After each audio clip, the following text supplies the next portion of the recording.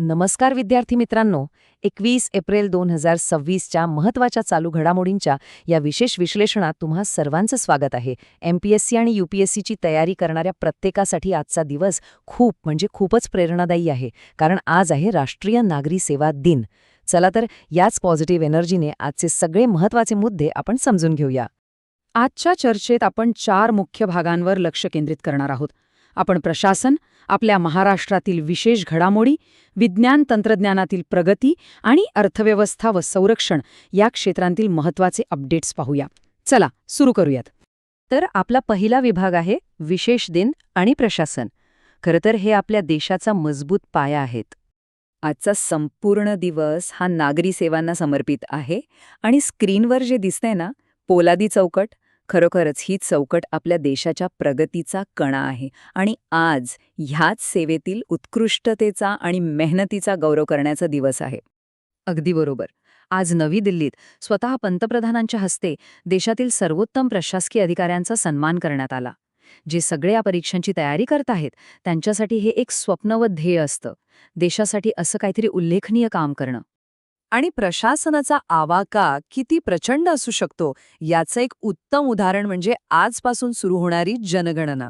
हा जनगणनेचा दुसरा आणि सर्वात महत्त्वाचा टप्पा आहे आणि विशेष म्हणजे तो पूर्णपणे डिजिटल आहे. विचार करा, लाखो कर्मचारी घरोघरी जातील आणि एका नवीन डिजिटल ॲपद्वारे माहिती गोळा करतील. किती मोठं आणि महत्त्वाचं काम आहे हे. आता राष्ट्रीय पातळीवरून आपण आपल्या राज्याकडे वळूया. राष्ट्रीय स्तरावर जसे मोठे उपक्रम सुरू आहेत तसेच आपल्या महाराष्ट्रातही विकासाची मोठी पावलं उचलली जात आहेत.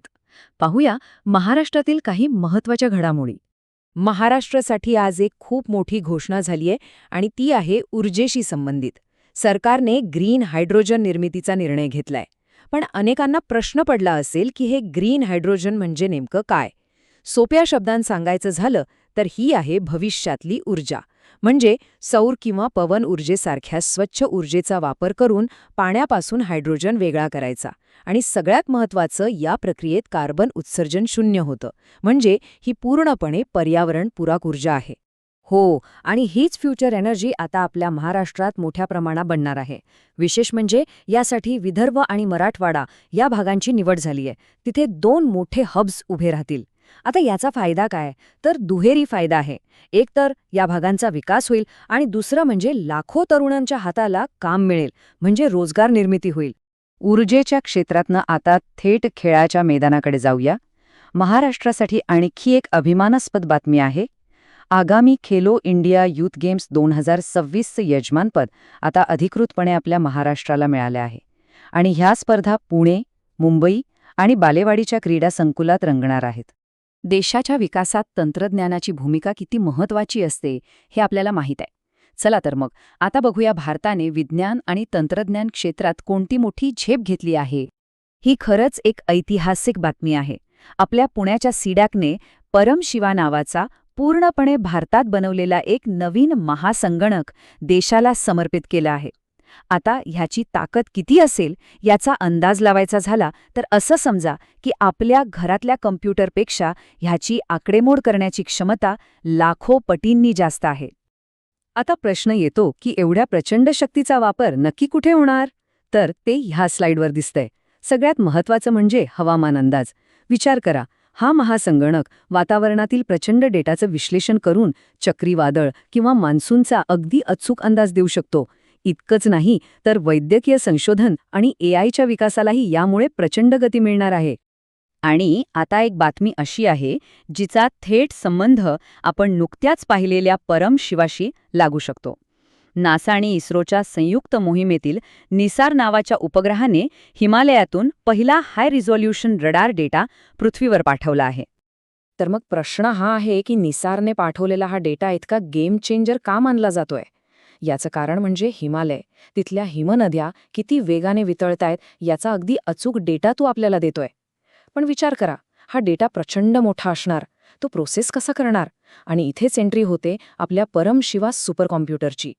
निसारकडून आलेला हा सगळा डेटा परमशिवामध्ये टाकला जाईल. तो त्याचं विश्लेषण करेल आणि मग आपल्याला हवामान बदलाचे नेमके परिणाम काय होणार, भविष्यात काय धोके आहेत हे कळू शकेल. म्हणजे बघा, तंत्रज्ञानाची काय भारी सांगड आहे ही. आणि काय जबरदस्त योगायोग आहे बघा. आज जागतिक सर्जनशीलता आणि नवकल्पना दिन सुद्धा आहे आणि यावर्षीची थीम आहे AI आणि मानवी कल्पकतेचा संगम. निसार आणि परमशिवा यांचं हे एकत्र काम या थीमचं एक उत्तम उदाहरणच आहे, नाही का? तंत्रज्ञानाइतकीच देशाचं भविष्य सुरक्षित करण्यासाठी आर्थिक आणि सामरिक ताकदही महत्वाची असते. चला आपल्या शेवटच्या विभागात याच 2 क्षेत्रांतील मोठ्या घडामोडी पाहूया. भारतीय अर्थव्यवस्थेसाठी आजचा दिवस खरंच ऐतिहासिक आहे. भारताच्या परकीय चलनाच्या साठ्याने पहिल्यांदाच $750 अब्ज प्रचंड मोठा टप्पा ओलांडला आहे. आता याचा साधा सरळ अर्थ काय? तर जागतिक पातळीवर कितीही आर्थिक संकटं आली तरी भारताची अर्थव्यवस्था एका भक्कम पायावर उभी आहे. आर्थिक ताकदीसोबतच आपली सामरिक सज्जताही वाढतीये.